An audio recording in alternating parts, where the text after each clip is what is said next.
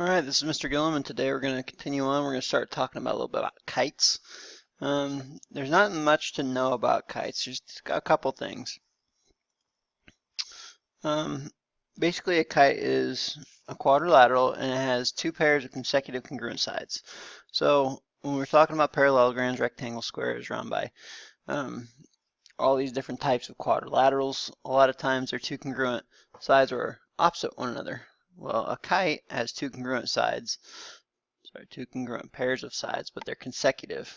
Okay, so if you look at this diagram here, it's not the ones that are opposite of each other that are congruent, it's the ones that are consecutive that are congruent.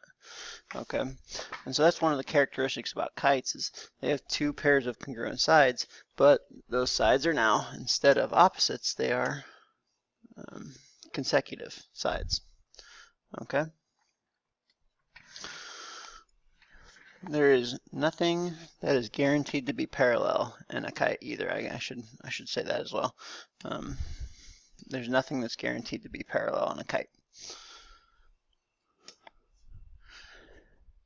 The second thing is that the diagonal of the kite is going to be perpendicular. So that has some characteristics of similarities with like a rhombus or a square. Its diagonals are perpendicular. Okay, so that's going to be an important part of what we're doing. And then finally, there's one more thing about the angles. There is one pair of congruent angles, but it's the pair of angles that's in between the two non-congruent consecutive sides. So that was a lot of words, a lot of combination of words there. If you look, this one and this one are not congruent. The angle in between them and this one are not congruent. The angle between them, that is the only angle that is guaranteed to be congruent. Okay, that one pair or one set of opposite angles is congruent. Okay, so it's the angles that are in between the non-congruent sides. All right, so three things with kites. Nothing's guaranteed parallel.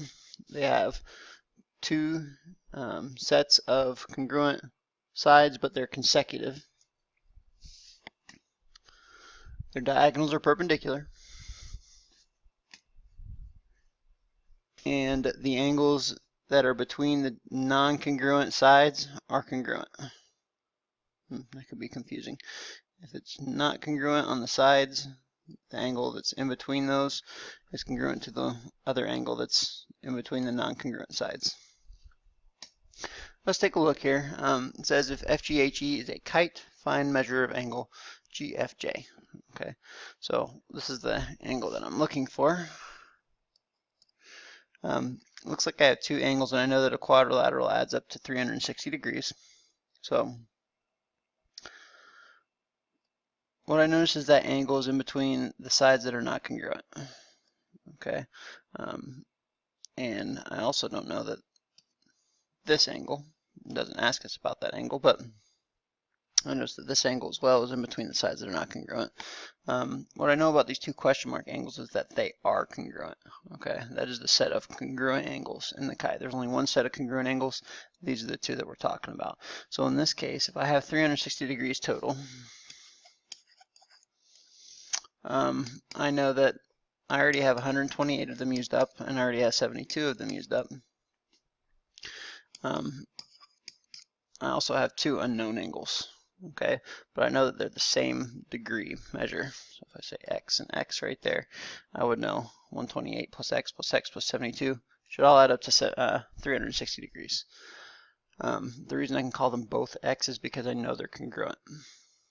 So if I solve for this little guy right here, I would have, let's see here, 200 plus 2x, and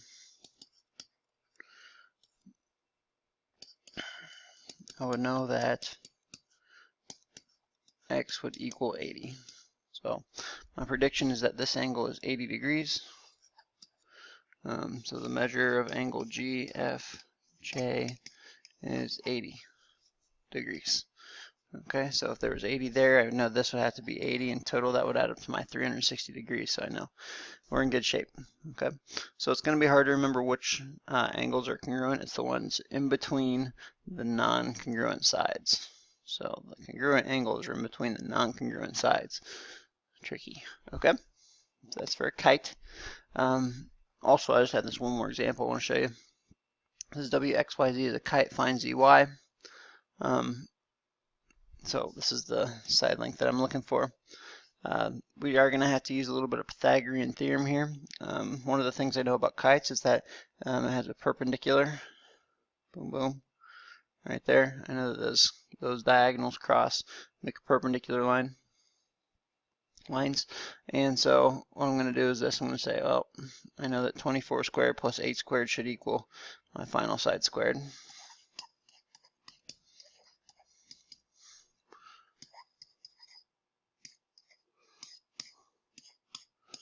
And so now it's just a matter of solving. Let's see here, 24 times 24. I want to say 496, but I'm going to do it just in case. 476.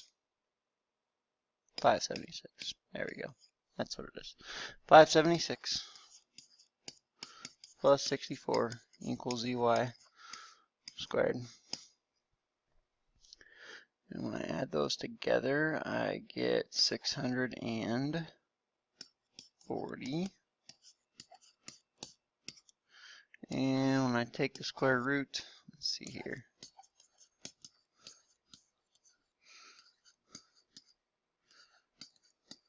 I'm going to go ahead and do the whole factor tree because I can, but what I did notice is that I had 8 and 8, so this could really be 8 root 10.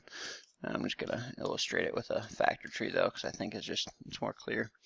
There's a 2, times 2, times 2, there's my 8, and I have a 5 and a 2 without a pair. Those stay in the square root, so I have 8 root 10. Okay, so I'm going to say that my distance for ZY is 8 root 10. Okay, so you might have to use some Pythagorean theorem here. Remember, you can use Pythagorean theorem on any right triangle. I could have also found, if I knew ZY was 8 root 10, I also know now that XY would be 8 root 10. And I could even go so far as to say I know that this is 10 itself. And this is a 3, 4, 5 similarity of a right triangle. So I could find a whole bunch of stuff, but just ask for ZY. But don't forget about Pythagorean theorem. That's important, especially when those diagonals cross, make a perpendicular line. You know for sure that you can use that Pythagorean theorem to find an unknown side. All right, so that's it for today. So kites have 2 sets of congruent sides. They're consecutive. Their diagonals cross to form a 90-degree angle, and the angles opposite of each other that are congruent are in between the non-congruent sides. That's it for today.